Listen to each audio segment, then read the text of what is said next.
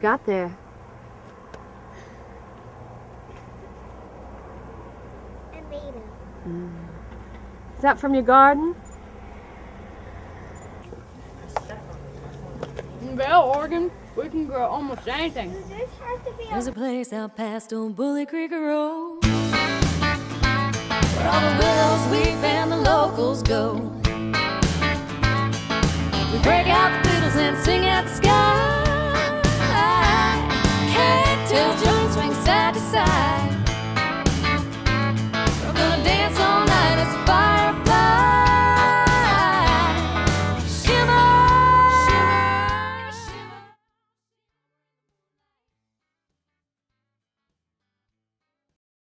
How do you break up the ground and soil so you can, with what kind of tray it is? Well, it all starts in the fall. If you're preparing for an onion crop next spring, it all starts in the fall, okay? Okay. And you have to come in and you have to rip the soil deep and plow it so you get it loose and get all the old nutrients turned over. And then after you do that, you work the ground flat, okay? You put on any fertilizer that you have to at that time. And then we come in and we do a process that we call bedding, okay? And we prepare the seed bed for next spring. All this is done in the fall. And you come in and you make little mounds across the field, and in those mounds is where you're going to plant the seed next spring.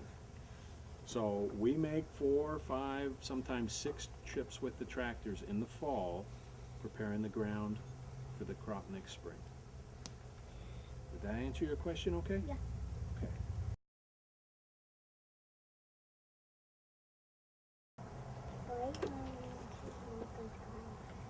That is a good question, and I don't know if I know the exact answer to that one either. But I know when you cut an onion open, it doesn't make you cry on the outside. When you have it like this, it's A-okay, no problem.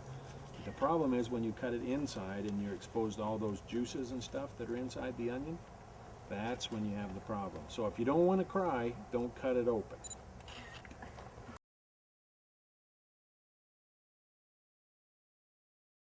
You can't grow onions on ground year after year after year, okay? If you do that, every year the onions get a little smaller and a little smaller and a little smaller because there's certain inherent diseases and stuff that onions have. So in order to produce good onions every year, you can really only plant onions in a field about 1 year out of every 4 or 5, okay?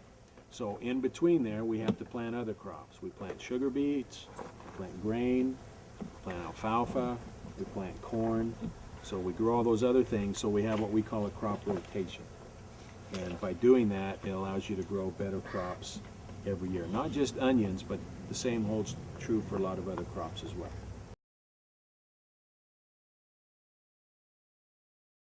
Why do onions have skins? Why do they have skins? That's a good question. I think, and I'm not exactly sure of this either, but I think it's to protect the onion so it doesn't get bruised and beat up. On the outer shucks here, you have all these outer papery scales, and those actually protect the onion so the fleshy part in here does not get bruised and beat up. So I think it's more for protection than.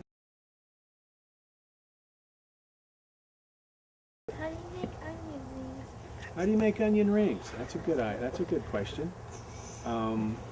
There's different varieties of onions, different kinds, and some are bred specifically to make onion rings, and others do not make good onion rings. If you take an onion, and I'm not sure, these should do fairly well, but if you take an onion and you cut into the middle, I hope you don't cry now.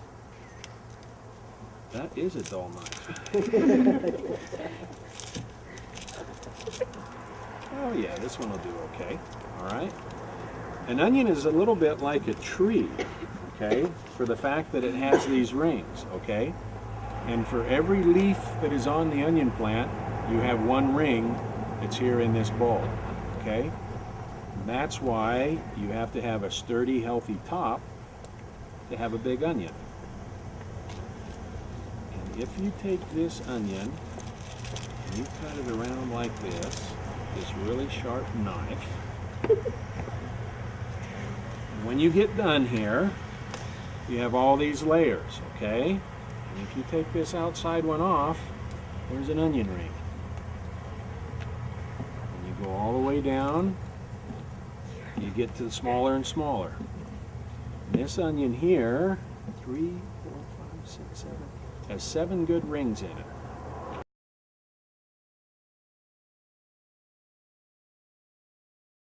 The biggest pest that we have is called onion thrips, okay? And that is a little tiny bug that you almost have to have a microscope to see, okay? But he comes into the onion and basically he sucks all the juices out of the onion tops. And if you see an onion field that's turning brown real early or dies real early, probably they didn't do a good job of controlling the thrips. And they can also bring in, they carry some diseases with them, and once they sting the plant, they inject that disease into the plant, and so it's a very bothersome pest for us, and they're hard to control, and they're kind of expensive to control. Once the seed is planted in the spring, like I say, a lot of preparation goes into the ground in the fall, and we put down some fertilizer in the fall.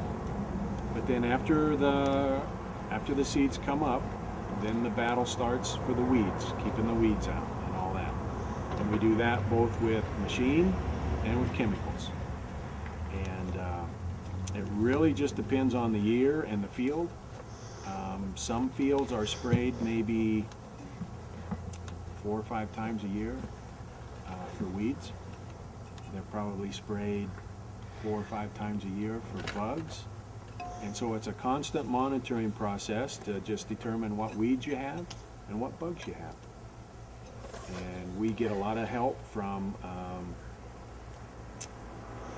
advisors, crop advisors, county extension agents, people like that help us make decisions as far as how bad the bugs are, what chemicals to apply, and give us instructions so that we apply them in a safe manner, so we don't put on too much and so it doesn't damage the onions for consumers. All of our chemicals and everything that's put on, it's required that we just put a certain amount on at a certain rate. Otherwise it might not be safe. It might leave too much chemical in the plant later on, and it might not be safe to eat. So that's one thing we're very careful of, because we want everybody to enjoy eating our onions. So we make sure that we put on just the right amount. That's great. The farm crops and stuff because of how much it's rising to get the produce? Absolutely. One of our biggest concerns is how much the rising fuel costs and stuff have affected our overhead. Fertilizer costs have basically tripled in the last year. You all know what fuel has done. Chemical prices and all of that are petroleum-based products. So anytime the price of fuel goes up, our input costs skyrocket dramatically. And that's a huge concern for us right now, is if we're going to get enough out of our commodities to offset the increase in our expenses. And would it be cost effective to go organic? That is a very good question too. It's a market that is growing and becoming more popular all the time. But even with organic crops, you still need fuel, and you still need other costs. And the problem with organics is you have such a reduced yield with organics that you have a lot less to sell. So it's kind of a trade-off.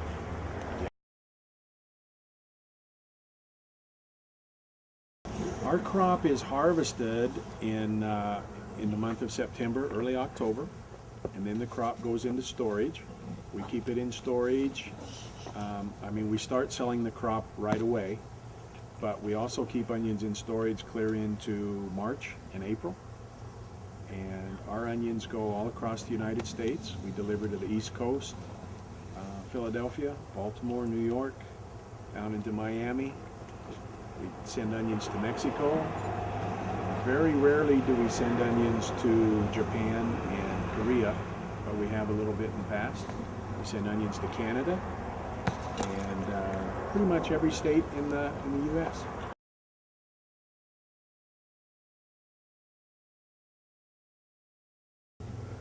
How many hours a day do you work in the fields? Well, my typical day starts about 6:30 in the morning, and I'm usually home by 7:30 or 8 at night. But not every hour is spent out in the fields. But obviously that's where a majority of our time is spent, yeah.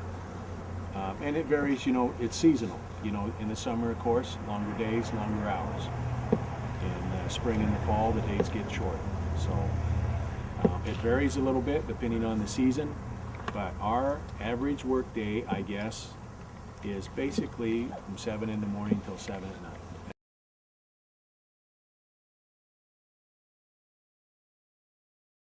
How long have you been in agriculture?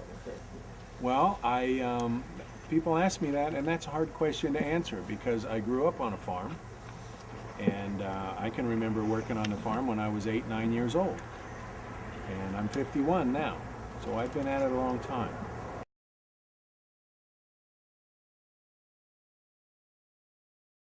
Even how do you clear the snow in winter? You know, we don't clear the snow in winter, not off the fields, okay? We let it pile up because that snow in the wintertime, it melts, gives us moisture in the ground, and you know, here in eastern Oregon, we basically live in a desert, so all the moisture we can get and put in the ground is that much better for us. So we like a lot of snow, and we just let it melt slowly into the ground. Yep. What do you do in the winter? What do we do in the winter? That's a good question. In the wintertime, we take these onions and we sort them, we size them, we grade them, we put them in bags, and we load them on semis and send them all over the country. We load about 500 semis a year on our farm. But you have to remember there's 20,000 semis that go out of eastern Oregon every season. 20,000 semis of onions go all over the country. The country eats about 400 semis of onions a day is what this country consumes. Our farm supplies enough onions for the nation for one day.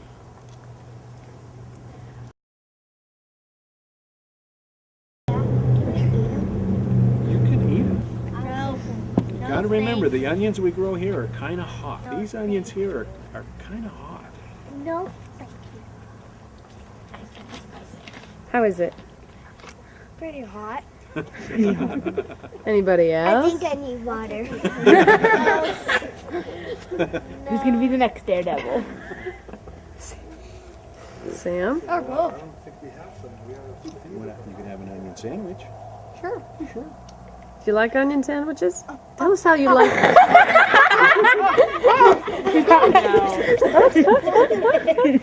Two down. What's your favorite way to eat onions? Fried. Two down. With a batter or just sauteed? Just sauteed. Hey, how about you guys? Do you want to grow a garden? Maybe be farmers someday? Be farmer.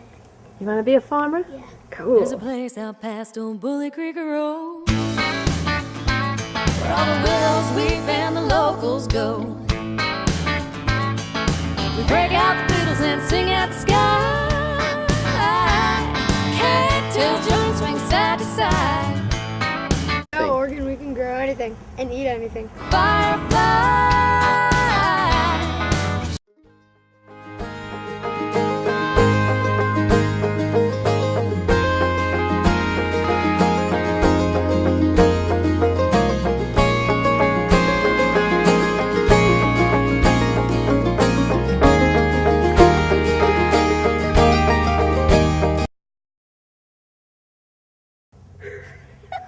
Say that one more time, please. He said what are my monster trucks about? What are monster trucks about? You know, I don't know a lot about monster trucks. I know they're really loud. I know they're really tall. And they kind of drive them over cars kind of in a contest to see who can go over the biggest pile, I think. I don't know a lot about it. What's that? Okay.